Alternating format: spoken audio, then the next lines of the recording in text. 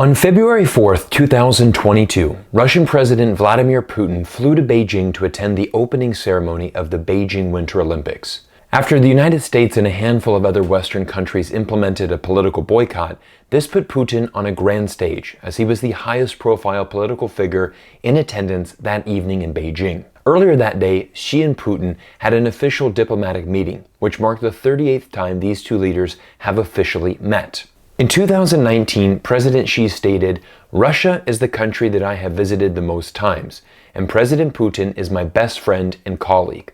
There is no denying that Russia needs a strategic partnership with China to secure its position in the world. However, everything has shifted last week when Russian troops crossed into a sovereign state and launched a war against Ukraine. In today's video, I would like to share my thoughts on the Russia-Ukraine situation while also addressing China's role in this ongoing development. This situation is extremely complicated, and war is incredibly complex. No one can predict the future, but I want to share my perspective on China's role in this new international conflict. But before we jump in, allow me to give a huge thank you to today's video sponsor, Skillshare.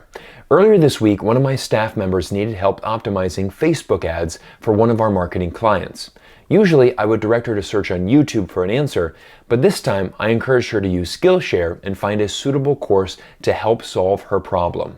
Within seconds, she was able to find a plethora of Facebook ad courses that not only helped her solve the problem, but taught her many new skills with Facebook ads. Think about your biggest passion in life. Photography, cooking, investing, painting, gardening, whatever your passion is, there is a course on Skillshare to help you develop your skills. Skillshare is offering the first 1,000 people who click the link down in the description below a 1-month premium subscription to start using Skillshare.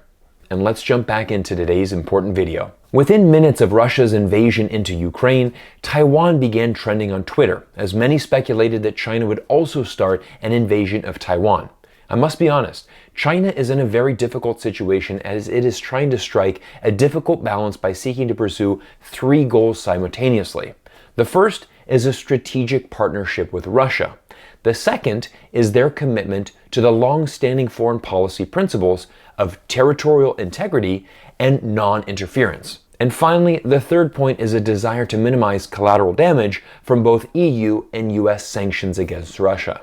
However, this also presents a major opportunity for China to improve its international position if it can successfully mediate this war between Russia and Ukraine. As I've stated earlier, Xi and Putin have a very close relationship and together issued a joint statement after their most recent meeting in Beijing, stating that their friendship had no limits, and even China has sided with Russia on one of its critical security demands, an end to NATO expansion to the east and closer to Russia's borders. Now, I understand that many people feel that America and NATO are to blame for this war, believing that Putin was forced into a corner with little to no options left. However, I don't agree. Even if Putin's security concerns are valid, even if Putin doesn't want to see NATO expanding further east, nothing justifies these actions of war that he has taken against Ukraine.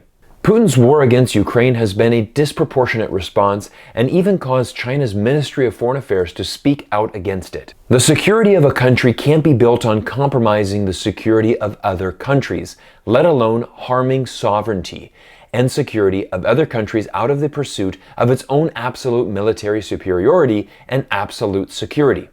Despite Xi's close relationship with Putin, China must stand by and recognize the independence of Ukraine, and stand against this war for one simple reason. This is the backbone of China's own foreign policy and something it demands from every country in the world, respecting the territorial rights and the sovereignty of the Chinese nation. While China has a close relationship with Russia, it also just celebrated its 30-year anniversary of diplomatic relations with Ukraine.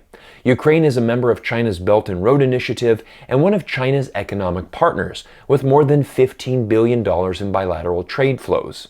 At this point, I would like to address one of the more popular solutions that have been proposed to resolve this conflict, and that is the idea of a neutral Ukraine. A neutral Ukraine would essentially serve as a buffer between NATO and the West and Russia to the east. One of the biggest promoters of this idea is University of Chicago professor John Mearsheimer, who has given several popular lectures on the Ukraine-Russia situation. Of course, a neutral Ukraine could work in theory, but the reality is actually very different. There is no guarantee that Putin would be satisfied with a neutral Ukraine. For a better insight, let's look back to Putin's 2005 State of the Union address. First and foremost, it is worth acknowledging that the demise of the Soviet Union was the greatest geopolitical catastrophe of the century. As for Russian people, it became a genuine tragedy. Tens of millions of our fellow citizens and countrymen found themselves beyond the fringes of Russian territory. That's a profound statement and one worth mentioning. Think of all the horrible things that happened during the 20th century. We've had multiple world wars, a Holocaust against the Jews, but actually Putin believes that the collapse of the Soviet Union takes precedence. There is no denying that Putin has a deep love and a great passion for his country and his homeland of Russia. However, in many ways he is unable to accept the fact that the Soviet Union collapsed some 30 years ago. In his mind, Ukraine is and will always be part of Russia, and Ukrainian citizens are also part of the Russian motherland. Evidence that a neutral Ukraine might not be enough for Putin can be seen in the 2014 annexation of Crimea. Even though 75% of Crimea residents wanted to return to Russia, Crimea was Ukrainian territory.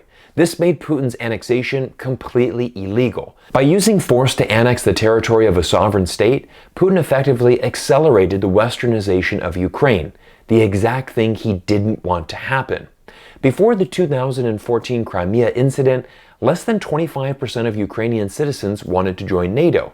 Immediately after, that number rose to over 55%.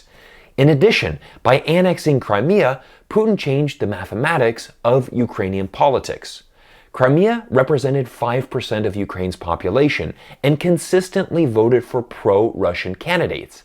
Now that Crimea was annexed back to Russia, all of those pro-Russian votes were gone, and the chances of Ukraine electing a pro-Russia candidate were even further reduced. The big question that the entire world wants an answer to is, what is the purpose of this invasion? If the goal was to attract Ukraine away from the West, what thing could Putin have done better to unite Ukraine against Russia than starting this war? If the goal was to prevent NATO expansion, does Putin honestly think that invading Ukraine would not further consolidate NATO? Some people have made the argument that Putin is afraid to see NATO expand directly against the Russian border, but this has already existed for over 18 years. Both Latvia and Estonia share a border with Russia, and each country respectively joined NATO in 2004. To be honest, I don't see Putin's endgame here, and I worry for both the people of Ukraine and Russia, and quite frankly, for our entire world, as we are talking about a potential of a nuclear war. But let's take some historical perspective to better understand the situation. When the Soviet Union came into the 1980s, it was poor and lagging the rest of the world, and many of its wounds were self-inflicted. Mikhail Gorbachev was the Soviet Union leader at that time, and he realized the Soviets could truly never rival the United States unless it started to open. At that time, the Soviet Union was wasting all of its money on military and not developing as a nation. The biggest hindrance to their development was their inability to open up to the West, which, interesting enough, is the exact opposite of what China did. Going back to the 1940s with Chairman Mao, China's leadership was adamant that they needed the help of Western countries to develop their economy. This contrast in foreign policy is precisely why China and Russia's economies are vastly different today. For the last 50 years, China has built successful partnerships around the world and blossomed into the second largest economy. Meanwhile, Russia's economy today, in 2022, is equivalent to the size of Texas. Putin has been in power for 22 years now, and Russia's economic state is a fraction of what it could be under better leadership and organization. As I conclude today's video, I want to share some of the Russian voices who have spoken out against this war. The first is Russian national Dmitry Muratov, editor-in-chief of the Novaya Gazeta, the new newspaper, and the 2021 Nobel Peace Prize winner, who stated, "We who don't believe this war is proper are powerless and ashamed, and the only thing that will end such a war is a true anti-war movement in Russia." I also want to share this message from Ashley Dudorenok, who is a Russian national living full-time in Hong Kong and is one of China's leading digital and marketing experts. On a recent LinkedIn post, she went on to state, "My heart is bleeding. I hold a Russian passport, but today I am Ukrainian. As a Russian citizen, I demand to stop the war. I demand to stop the killing of Ukrainian civilians. I demand to stop destroying the Russian economy and the future of its people. No to war." Thank you all for watching today's video. I know that some of you who are watching this will not agree on the position that I have presented today, but I must always stay true to my values. I will always be anti-war, pro-dialogue, and have a desire to build bridges with nations around the world. I admire China's desire to have a positive relationship with both Russia and Ukraine. I can only imagine the intense pressure that China is feeling as they manage the expectations of Russia, Ukraine, and the entire world during this difficult time. However, I also hope that China realizes the tremendous opportunity it has.